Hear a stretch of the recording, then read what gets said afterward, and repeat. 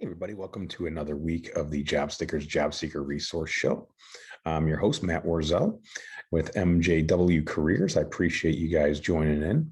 And as usual, this will be live afterwards on YouTube. So feel free to pop in anytime, every Wednesday, 2 p.m. right here at the the Zoom link provided. So today I'm going to speak about figuring out your passion. A lot of times right now, what we're hearing is that during the pandemic, a lot of people were kind of gripping tight to their jobs. The security factor, not knowing what's going on with the economy and just the world in general with the pandemic, and then truly being just grateful that they had an opportunity and were able to go to work every day. And then now that we're kind of reopening, a shift is happening. They're calling it the Great Resignation. So, there's always a nickname for everything, right? But right now they're saying a lot of folks are going to be resigning from their roles, and that they used the pandemic as a way to internalize and kind of realize just what they want to do. I always preach internalize, visualize, realize. You got to internalize your thoughts, visualize what you want to do, and realize this is what you're going to do and how you're going to do it. I think a lot of people might have taken a step back and are having aha moments and realizing that, I want something more, or I need something more, for whether it's financial, life fulfillment, happiness, freedom, a lot of different things playing a factor when it comes to our careers. And so I always say, if you're going to dive head in, that's great, but make sure you research and really start to put together little mini game plans, little strategies of this entire game plan, I should say. So put together little strategies that make up this encompassing world, and figure out just what you're going to do in that space and how you're going to do it. So if you wanted to be an accountant, say like you're, a project manager, and you want to go into financials and you want to be an accountant, well, you got to really figure out just what it entails and how to get to there and how to get there. And so that comes down to maybe informational interviewing, asking folks just what it is that they do as an accountant and how they got there, as well as, reading what are the mandates on job descriptions for accountants. Do all of them, practically all of them, mandate a Bachelor of Science in the financial space? Well, then maybe you might have to go do something like that. So, you definitely don't want to just dive in without really understanding what you're getting yourself into. Or if you have a passion for it, diving in, but without any sort of direction. So, as far as, just what it is when it comes to figuring out your passion, I always like to use this with my clients. Some questions that I use, a series of questions to investigate kind of what it is that makes them tick, gets a little tickle in their belly, makes them excited for what they would want to do, and what makes them get up every morning to go and do it. And a lot of people talk about Sunday scaries. You shouldn't have those in life. You should be excited for Monday, because what you're doing is something that you like doing. So when it comes to these questions, when you're answering these, it's important to be thorough and journal them. I always say use a journal and talk about your thoughts, feelings, ideas, and memories that come up when you're answering these questions. So first, what do you enjoy reading about?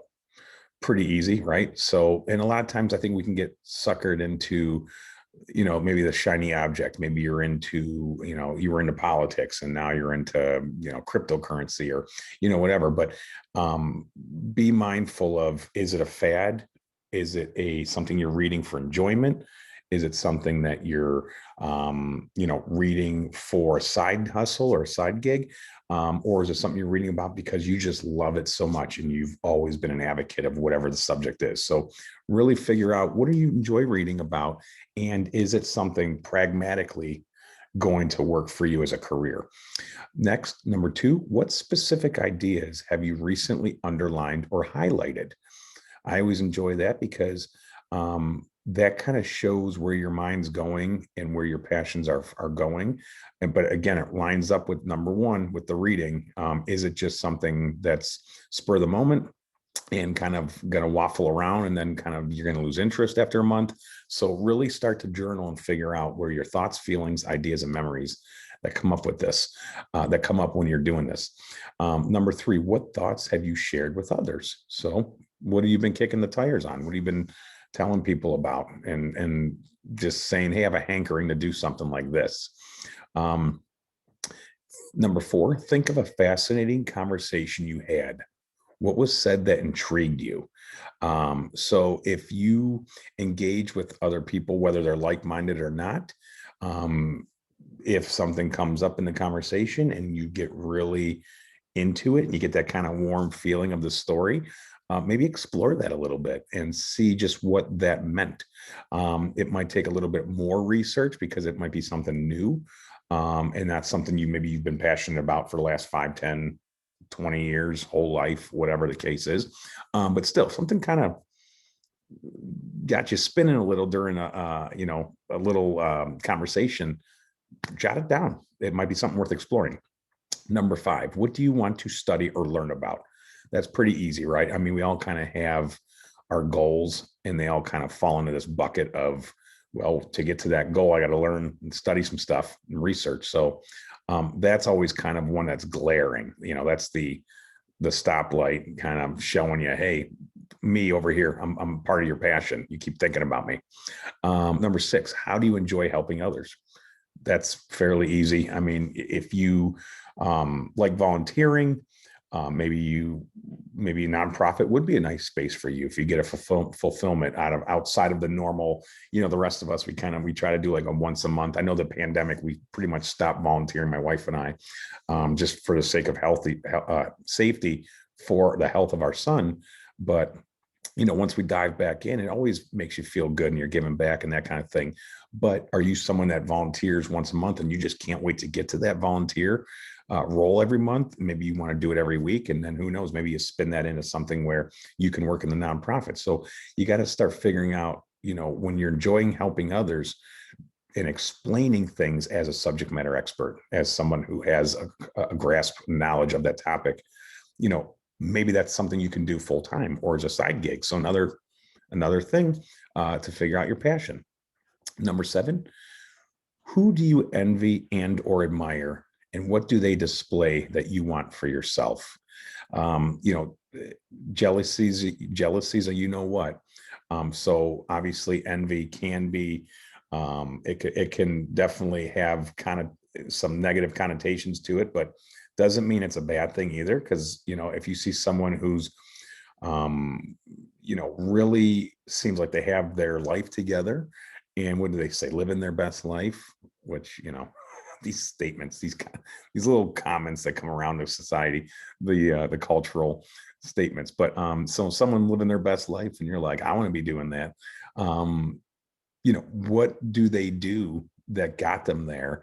And is that something that you're passionate about? And you go, oh, I know, like real estate, right? People think about investing. You get excited about listening to real estate podcasts, or see someone who has control of their financials through real estate, and you're like, I'm really into this. Why don't I start really putting together a game plan to be in the real estate investment game?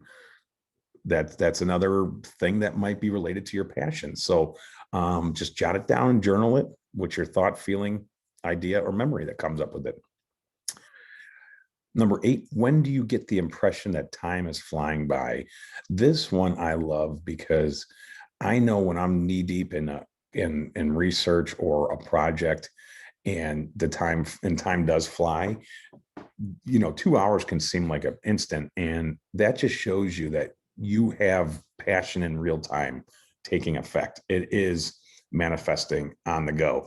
So jot those down. If you start doing research on something you really enjoy and you just can't stop, it's almost to the point where you have to stop because it's time for bed or whatever, that's something you should be noting. So when time's flying by, what are you doing? Is that something that could be something aligned with a potential avenue for work or a career?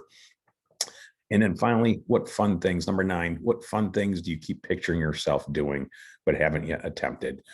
This one can get a little hairy in terms of, is it a fun thing that, like I love fishing. I haven't fished in a while, and I'm planning on taking my son when he get, a couple more years from now, start taking him up to Canada and fishing like I did growing up. Can't see myself ever running a outfitter though, a fishing charter. So, keep in mind, if there's some fun things you haven't done in a while or have never done and you're interested in doing, go and try it out. And if it's something that sticks and really you fall in love with, that could be another avenue. So you just got to kind of be mindful and always have that third eye in place of when you're doing something. Is this something that could be parlayed into a gig? And if you guys need help figuring this stuff out, let me know. This is what I do all day, so I enjoy it. It's one of my passions is the career coaching and resume writing, kind of the job hunting game. But I just want to say, thanks again for joining in this week, and it will be live on YouTube here momentarily. And I will see you guys next week, 2:00, same spot. But go get it. Go figure out your passion and start journaling some of the butterflies that come up in your tummy. See if that could be parlayed into a real gig. Okay, take care, guys. Thanks for joining.